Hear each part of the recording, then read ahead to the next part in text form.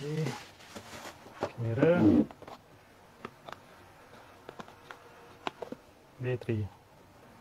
Bateri dia tahun 2012, lama sampai tulisan dia hampir nak hilang dia. Okey. Alright. Okey, Nikon D750. Kita tengok dulu condition dia. Okey, getah dia tak apa cantik. Getah dia tak apa cantik, tapi tak ada isu pula getah dia tak apa cantik ni. Okey, kalau getah dia cantik, kita boleh bagi 7/10 atau 8, 7/10 lah. Kalau getah dia tak cantik, aku bagi 5, aku bagi 6/10. 6/10. Tapi mungkin orang lain dia akan bagi 7 atau 8/10 sebab body dia cantik kan. Okey, rubber dia ni kalau hang tengok detail sahaja baru nampak. Kalau hang tengok sekali tengok, wow, cantik macam baru. Macam tu ya. Okey. Setahu aku, kamera ni shutter dia dah ke 80,000. Jadi owner dia tak pakai lama dan owner dia takut-takut. Okey, so dia hantar servis, nak hantar nak tukar shutter dan sebagainya. Okey, aku beritahu style aku simple macam ni. Kalau hang terus tukar, jangan bazir duit. Okey, jangan bazir duit.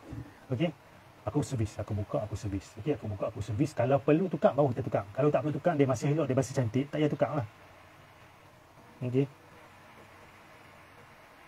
Untuk 2025, Nikon D750 ni boleh pakai tak boleh pakai? Memang boleh pakai. Dia salah satu body favorite aku ni. Okey.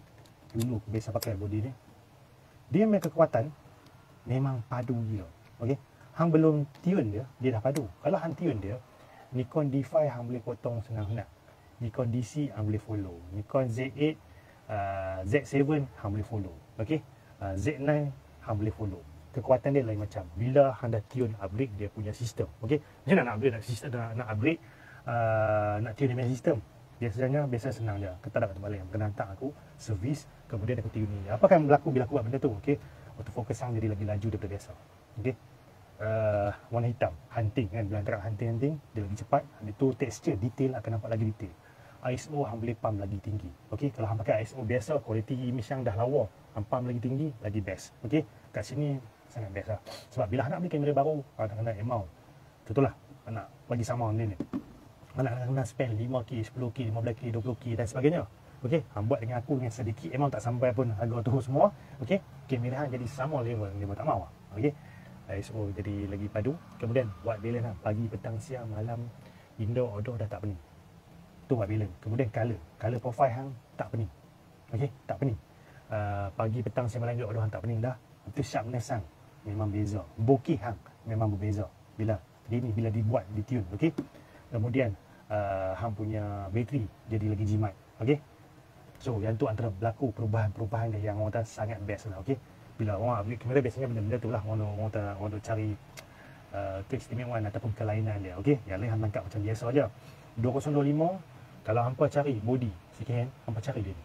Dia ni memang padu gila weh. Baru tak wujud dah. Okey, sebab dia diganti dengan model-model lain, baru tak wujud dah. Second hand memang best. Dulu masa dia baru, aku lupa je harga dia. Tapi harga dia atas 5 lah. Harga dia atas 5 ke 8 kot aku lupa. Betul-betul aku lupa, minta maaf. Okey. Zaman aku beli dulu, aku beli second hand tu pun 5 lebih. Kalau tak silap aku masa umur dia baru-baru sikit kan, kalau tak silap aku.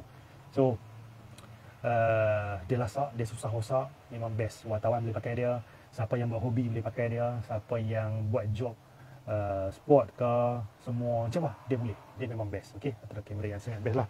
So takat tu je aku live hari ni. Aku akan upload video-video kamera ni apa semua kalau nak change aku. Kalau apa ada soalan fotografi nak tanya, tak semestinya apa nak wajib nak servis repair aku, nak hantar servis repair aku, alhamdulillah lah kan. Kalau tekan okey hampa duduk jauh selain Penang kena by post. Okey, kalau hampa dekat dengan aku, hampa boleh walk in main dengan aku, cuma walk in nak main dengan aku, hampa kena buat appointment. Appointment ni macam mana? Hari ni nak jumpa, hari ni baru hampa buat appointment. Tak payah kata esok lusa nak jumpa, hampa 2-3 hari awal appointment. Dengan aku mudah je. Time tu aku okey, ramai ya. Kalau aku tak okey, tukar masa. Simple macam tu je, okey.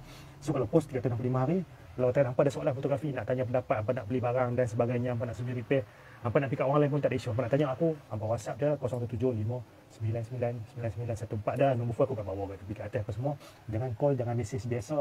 Jangan call dalam bentuk WhatsApp pun. Aku memang takkan angkat. Aku tak suka angkat. Okey? Yang tu je syarat aku, okey? Bye. Assalamualaikum.